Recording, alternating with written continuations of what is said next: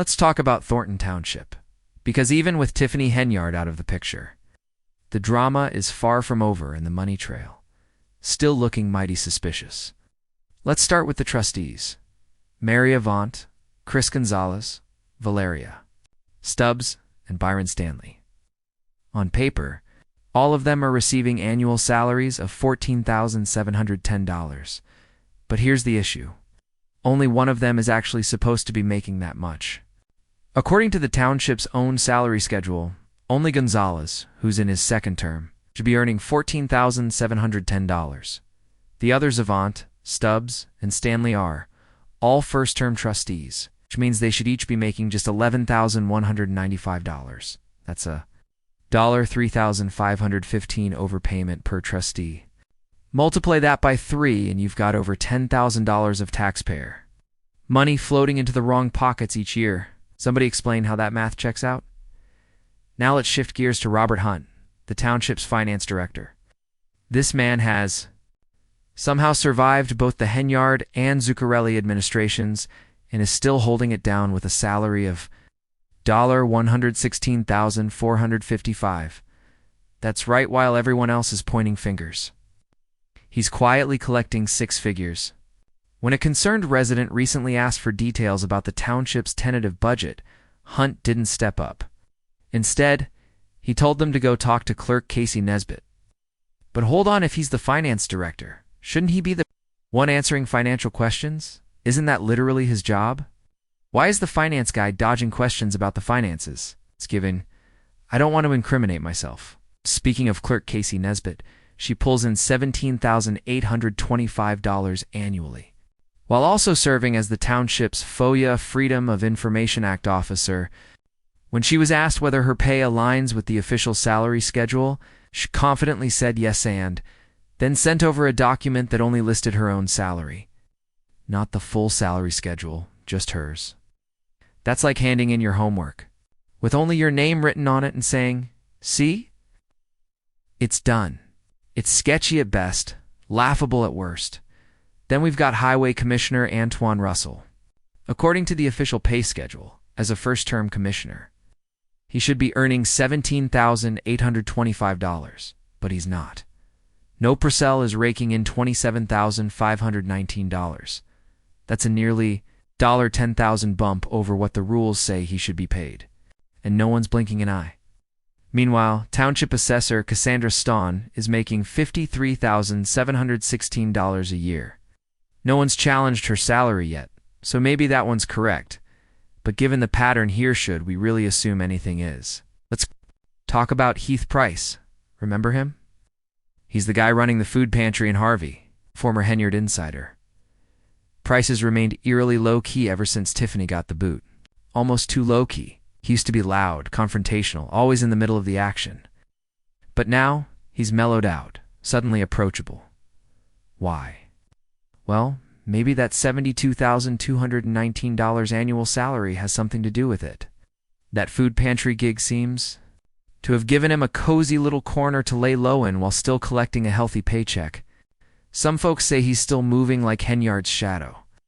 But instead of yelling on Facebook Live, now he's stacking quiet checks. All of this just adds more fuel to the fire. If Henyard was the only problem, then why are these shady pay discrepancies still happening with her gone? It raises a bigger question: how many people were really complicit in the mismanagement of township funds? Tiffany definitely made her share of questionable decisions, and no one's defending the mess she created. But what if some of her accusations, ones we brushed off as Tiffany being dramatic, actually had truth to them? What if she was just the loudest person in a very corrupt room? And let's not forget the bigger picture. There's a public hearing coming up Tuesday, July 22nd at 5 p.m. They'll be reviewing the budget proposals for the Thornton Township General Fund, General Assistance, and the Road and Bridge Fund. That's your money. If you live there, that's your tax dollars at work or being wasted. Either way, it's the perfect time to show up, speak out, and demand real answers. It's because clearly something isn't adding up, and it hasn't for a while. Now let's rewind to the Napoleon Harris saga. Remember the huge rally at the gym? The one where they locked Tiffany out and she cried foul? She swore up and down that she and her team were banned from the event like they were trying to sneak into a VIP section. We all rolled our eyes. Like, girl, stop. But you know what? Napoleon Harris got exactly what he wanted. Now he's sitting on a throne of taxpayer cash, pulling in over $200,000 from the township alone.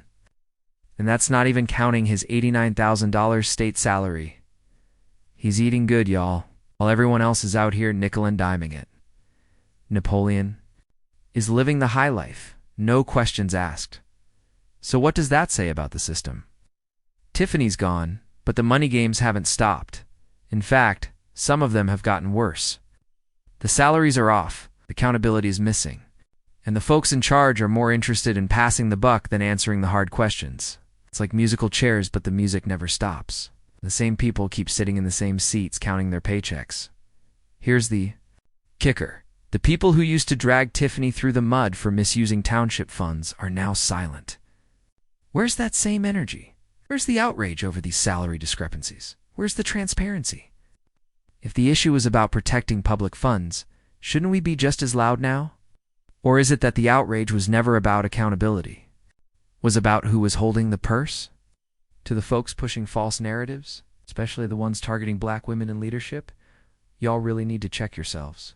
This constant cycle of dragging one person down, only to replace them with someone doing the exact same thing, but quieter, is not progress. It's performative. It's political theater. Sent of y'all who rode that anti-Tiffany wave straight into the arms of Napoleon Harris, you're about to get a front row seat to a brand new scandal. Congratulations. And to whoever tried to come out and publicly thank Tiffany Henyard, have several seats. If you're going to praise someone, at least make sure they left the place better than they found it. Otherwise, you just sound ridiculous. Thank you for your service, for what, bawling out on the township's dime, for dragging the budget through the mud while your allies covered their tracks. Come on now. This isn't just about one corrupt official, it's about a culture of unchecked power, silent greed, and leadership that refuses to lead.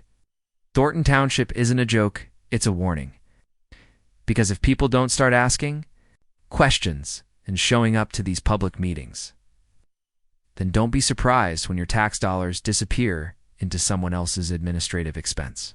So yeah, we'll be watching that budget hearing closely, and we'll be watching Napoleon Harris, and Robert Hunt, and Casey Nesbitt, and everybody else who's suddenly allergic to transparency. Because if Tiffany taught us anything, it's that the people will talk, and eventually the truth always comes out.